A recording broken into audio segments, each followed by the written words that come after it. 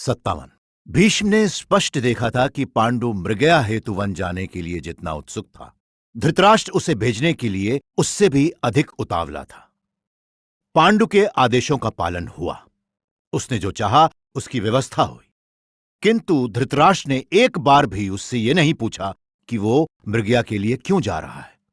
अभी अभी तो वो दिग्विजय से लौटा था। बीच में एक सप्ताह का भी तो अंतराल नहीं पड़ा था। विदुर के विवाह का अवसर ना होता तो कदाचित पांडु एक सप्ताह भी हस्तिनापुर में न रुकता। धृतराष्ट्र ने न केवल उसके प्रयाण के लिए प्रसन्नता से व्यवस्था करवाई, उसके साथ अनेक दास और परिचारक अपनी ओर से भी भेज दिए थे। जहां तक भीष्म जानते थे, वे सब धृतराष्ट्र के गूढ़ पुरुष थे जो निश्चित रूप से पांडु के संबंध में सूचनाएं भेजने के लिए साथ भेजे जा रहे थे। धृतराष्ट्र पांडु के लिए वन में इतनी सुविधाओं का प्रबंध करा देना चाहता था कि उसे हस्तिनापुर के प्रासाद का अभाव कभी न खटके। क्या चाहता था धृतराष्ट्र? क्या वो पांडु के विरुद्ध कोई राजनीतिक षड्यंत्र रच रहा था? क्या वो चाहता था कि पांडु हस्तिनापुर से दूर ही दूर रहे? और भीष्म ये देखकर भी कुछ चकित थे कि अब धृतराष्ट्र पर्याप्त स्वतंत्र और स्वाधीन हो गया था। शासकीय ही नहीं, पारिवारिक विषयों में भी। वो इस बात की प्रतीक्षा नहीं करता था कि माता सत्यवती अथवा भीष्म इस विषय पर कोई निर्णय करें। वो तत्काल स्वयं निर्णय कर आदेश दे देता था। पता नहीं वो मानसिक दृष्टि से इतना परिपक्व और प्रौढ़ हो गया था, इतना समर्थ हो गया था, उसका आत्मविश्वास इतना समृद्ध हो गया था, या उसको गांधारी तथा शकुनी की मंत्रणा अत्यंत अनुकूल पड़ रही थी। पहले जहां वो स्वयं को सदा असहाय तथा तटस्थ मानता था, अब वहीं अधिकार और अधिकार के प्रयोग के लिए उसकी लालसा बढ़ती जा रही थी। धृतराष्ट्र के मन में कदाचित अपने जन्मांध होने का खेद प्रबलतर होता जा रहा था और सत्ता प्राप्ति की इच्छा शक्तिशाली होती जा रही थी। भीष्म कभी कभी सोचते थे तो चकित रह जाते थे कि जो जितना विकलांग और अक्षम है, सत्ता के पीछे वही क्यों इतना भाग रहा है। जो समर्थ है, अधिकारी है, सत्ता उसे क्यों इतनी आवश्यक नहीं लगती। क्या सत्ता का इच्छुक वही है जो उसका दुरुपयोग करना चाहता है? सारे दुर्वृत्त क्यों सत्ता के आसपास मंडलाकार घेराते हैं और साधु वृत्ति वाले लोग उससे किसी प्रकार मुक्ति पाना चाहते हैं। धृतराष्ट्र की बात तो फिर भी भीष्म समझते हैं, किंतु पांडु क्यों हस्तिनापुर से भागा भागा फिरता है? अपने पहले विवाह के पश्चात जब वो दिग्विजय के लिए निकला था तो भीष्म ने माना था कि वो कुंती की अवहेलना करने अथवा उससे दूर रहने के लिए ऐसा कर रहा है। इसलिए उन्होंने उसके लिए दूसरी पत्नी की व्यवस्था की थी। फिर भी वो दिग्विजय के लिए चला गया तो वे उसकी मनस्थिति समझ नहीं पाए। उसने कहा था कि अपनी रानियों के निकट आते ही उसके मन में हिंसा जागती है, किंतु अब तो वो दोनों पत्नियों को साथ लेकर गया है। यदि वो कहता कि वो अपनी रानियों के साथ वन विहार करने जा रहा है तो भीष्म समझते कि उसके मन में कामदेव ने अपना पसारा फैलाया है।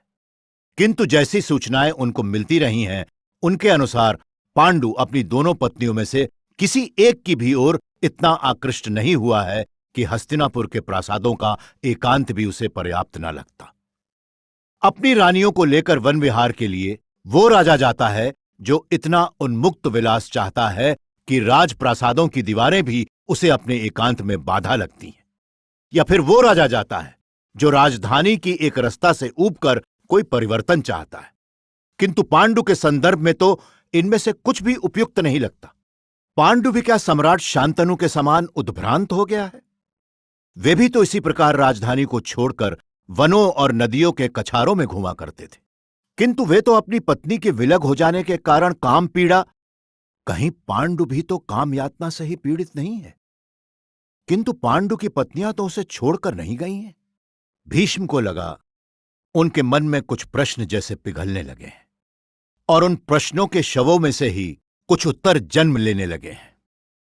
ये वही काम यातना नामक चांडालिनी ही है जो पांडु के पीछे पड़ी। काम पीड़ा ही मनुष्य को इतना चंचल, व्याकुल और उद्भ्रांत कर देती है, पत्नी निकट हो या ना हो। भीष्म को अपने पिता और अधिक याद आते गए। उन्हें भी काम सुख से अधिक काम यातना ही मिली थी अपनी पत्नी से। कामदेव है ही ऐसा मायावी। जो सुख के मुखौटे के पीछे पीड़ा को छिपाए रहता है। कामदेव ही क्यों, सारी सृष्टि ही माया की क्रीड़ा है। प्रत्यक्ष कुछ होता है और वास्तविकता कुछ और होती है। सारी यातनाएं कितने आकर्षक मोहों का आवरण ओढ़े हुए हैं। सुंदर कामिनी शरीर का, प्रिय पुत्र का, स्वर्णिम सिंहासन का, प्रेमातुर प्राणाधिक प्रिय भाई का, सब मोह है मनुष्य के विवेक को भ्रमित करने के लिए। कहीं ऐसा तो नहीं कि पांडु काम सुख से खिंचा हुआ हस्तिनापुर आता हो और काम पीड़ा पाकर वापस लौट जाता हो। और इस बार धृतराष्ट्र ने पांडु की दोनों पत्नियों को भी साथ कर दिया हो, ताकि पांडु हस्तिनापुर लौटे ही नहीं, वन में ही उसकी सुख सुविधाओं का प्रबंध होता रहे और हस्तिनापुर में केवल धृतराष्ट्र रहे, अकेला, स्वामी सरीखा। आओ भीष्म, सत्यवती बोली, मैं आज प्रातः से ही तुमसे मिलना चाह रही थी। क्या बात है माता? मेरा मन इस पांडु के लिए बहुत चिंतित रहने लगा है। क्यों माता? एक तो इसलिए पुत्र कि तुम्हारे पिता के पश्चात हस्तिनापुर का यह पहला सम्राट है जो अपने पूर्ण अधिकारों के साथ सिंहासन पर बैठा है। वयस्क है, स्वतंत्र है, सत्ता संभालने में समर्थ है। यह तो शुभ लक्षण है माता। तभी तो चिंतित रहती हूं कि इतने समय के पश्चात तो ऐसा राजा आया है और उसके पैरों में ऐसा चलचक्र है कि वो हस्तिनापुर में टिकता ही नहीं। तो भी चिंता की क्या बात है माता? भीष्म सत्यवती को मात्र सांत्वना देने के लिए कहते जा रहे थे। राजा को तो अपने राज्य में भ्रमण करते रहना चाहिए, विभिन्न स्थानों का निरीक्षण करते रहना चाहिए, प्रजाजनों से मिलते रहना चाहिए।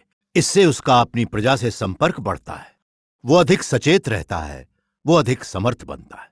वो तो ठीक है, सत्यवती बोली, पर वो भ्रमण कहां करता है? कभी युद्ध करता है, कभी मृगया। जोखम का काम है, लगता है स्वयं से ही रुष्ट है जैसे। ऐसा ही मेरा चित्रांगद था, किसी न किसी से भिड़ना ही था उसको। परिणाम शुभ तो नहीं हुआ ना। वही स्थिति अब इसकी है। मैंने सुना है कि पांचालों को इसने इतना पीड़ित किया है कि वे कौरवों के परम शत्रु हो गए। मुझे कुछ ऐसी भी सूचना मिली है कि द्रुपद का विचार है कि ये सब तुम करवा रहे हो, अतः वो तुमसे शत्रुता पाल रहा है। तो क्या हो गया माता? भीष्म बोले, जिन राज्यों की सीमाएं मिलती हैं उनमें मित्रता कम ही होती है। कुरुओं और पांचालों में तो मित्रता की परंपरा कभी रही ही नहीं, और अब मृगया के लिए गया है। सत्यवती ने जैसे भीष्म की बात सुनी ही नहीं। वहां जाकर सिंहों और हिंस्र पशुओं से भिड़ेगा। नई नवेली 2 पत्नियां साथ ले गया है। मुझे तो लगता है कि पगला गया है। पगला नहीं गया है माता, भीष्म हंसे। नया नया विवाह हुआ है, एक नहीं 2-2 पत्नियां साथ हैं।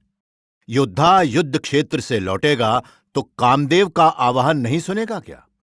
क्षत्रिय तो जीवन को भरपूर भोगता है, ग्रहण करता है तो समग्र को और त्यागता है तो समग्र को। उन्हें जीवन भोगने दो। जीवन यहां भी तो भोगा जा सकता था। सत्यवती अपनी भीतरी व्याकुलता से अविष्ट थी। यहां प्रासाद हैं, दास दासियां हैं, कामनियां हैं, खाद्य पदार्थ हैं, मद्य मदिरा सुरा क्या नहीं है? भीष्म हंसे। यहां भाई भाभियां हैं, महताएं हैं, पितृव्य हैं, पितामही हैं, राज्य के दायित्व हैं और जन संकुलता है।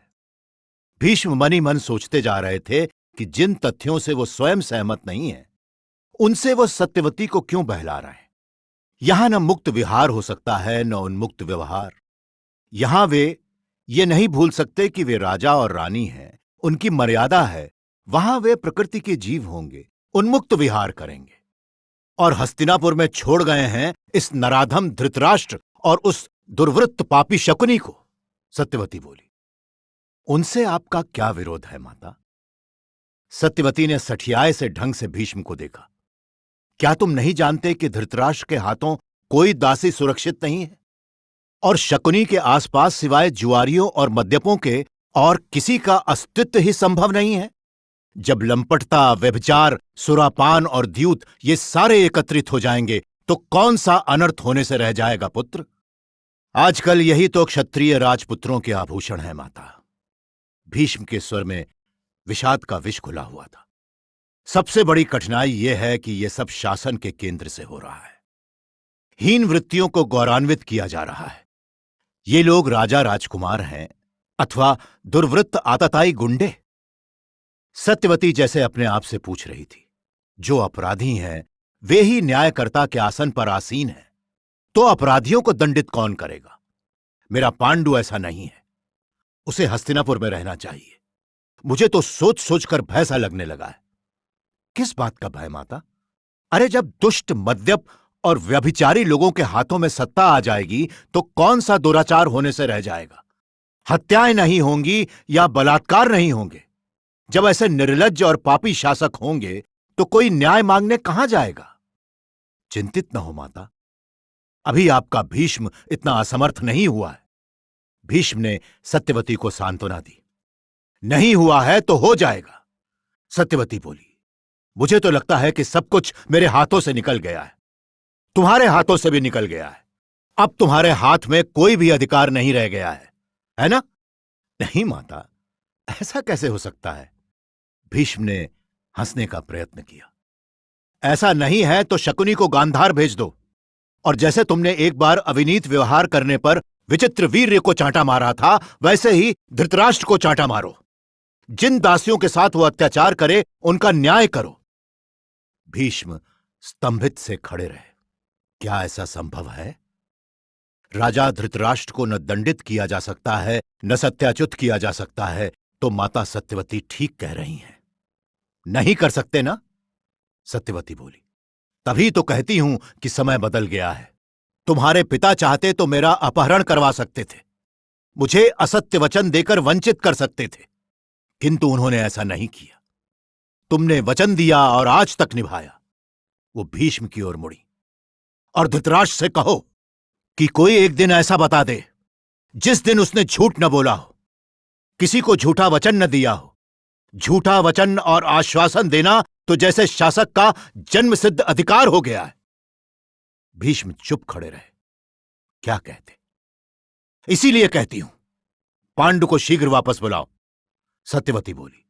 इन दुर्वृत्तों को दंडित चाहे ना कर पाए, किंतु स्वयं तो वो गुंडाई नहीं करेगा ना? प्रयत्न करूंगा माता, भीष्म धीरे से बोले।